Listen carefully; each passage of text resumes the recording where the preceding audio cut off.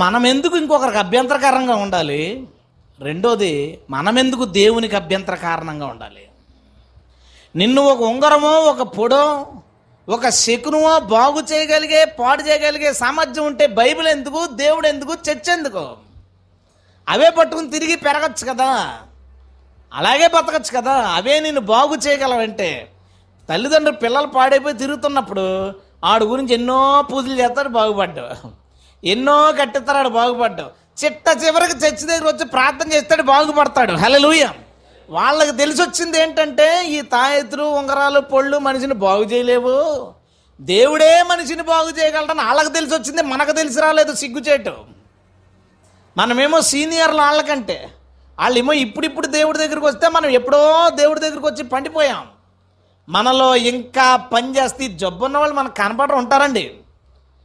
ఊళ్ళో చర్చి కట్టేటప్పుడు మా పాస్టర్ గారు వాళ్ళతో, పాస్టర్ గారు ఇటు పక్కన స్టేజ్ పెట్టుకుందాం, ఇలా పెట్టుకుందాం అంటే ఇలా బాగుంటుందంటే, రాగానే ఇలా కూర్చోడానికి బాగుంటుంది జనాలకి. ఏంటంటే, తప్పమ్మా, నైరుతిలో హైట్ ఉండాలి, బలిపేటం అక్కడ కట్టాలని చెప్పాడు.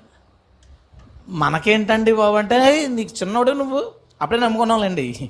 చిన్నోడు నువ్వు అంటే, నేనేమో కన్స్ట్రక్షన్, నాకు తెలిసేదంతా వాస్తు కదండి. అంటే వాస్తు లేకుండా ఓ పాస్టర్ గారు ఇలాగే చర్చి కట్టారు, చాలా మొండిగా, సంఘం 2 ముక్కలు అయిపోయింది తెలుసా నీకు? విచిత్రం చెప్పనా, ఇలా వాస్తు ప్రకారం కట్టారు. చాలా కాలం ఇబ్బందులు. ఇప్పుడు మళ్ళీ రికవరీ అవుతుంది చర్చ, చాలా సంవత్సరాల తర్వాత, 15 ఏళ్ల తర్వాత.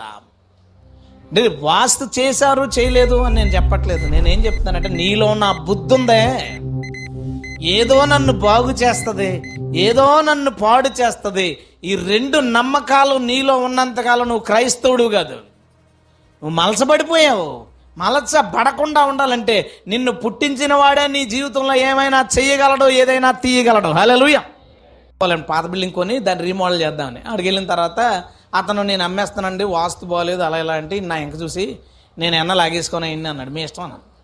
మనోడు ఇలా చూసి, ఇదంతా పాడైపోయిందంటే అవి తీయాలి, మొత్తం 3 లక్షలు ఖర్చు పెడితే మీ జాతకం మారిపోద్ది అన్నాడు. ఇవ్వ, అంత ఖర్చు పెట్టలేనండి, డబ్బులు లేవు ఆల్రెడీ అంటే, అయితే ఓ 25,000 ఇవ్వండి, ఒక చిన్న ప్లేట్ ఇస్తాను, తవ్వేసి ఆ స్తంభం కింద, మూల స్తంభం ఒకటి ఉంటుంది, ఆ స్తంభం కింద పక్క నుంచి పాతేయండి, మొత్తం అంతా పోద్ది అన్నాడు. వెంటనే నా ఎదురుగుంటా ఫ్రెండ్కి ఫోన్ చేసి వాళ్ళ దగ్గర డబ్బులు తీసుకుని తెచ్చిచ్చాడు. 25,000. నేను అలా చూస్తున్నాను, ఏం సంపాదన రా నాయన. 25,000 10 సంవత్సరాల క్రితం తీసుకున్నాడు, ఇంత రేకుముఖ ఇచ్చాడు. నేను అన్నాను, ఎక్కడ సార్ ఇదంటే, నువ్వు కాసేపు ఉండిపోయి బాబు, మనం మాట్లాడుకుందాం తర్వాత. ఇచ్చేసాడు, వచ్చేసాడు. అతను అమ్మేసుకున్నాడు. తర్వాత ఏం పని కాలేదు, అదేం పని కాదు, పని చేస్తుంది. కానీ వ్యాపారం భలే ఉందనంటే, జనాలు అమాయకులుగా ఉన్నంతకాలం నాకే ఇబ్బంది లేదన్నాడు ఆయన.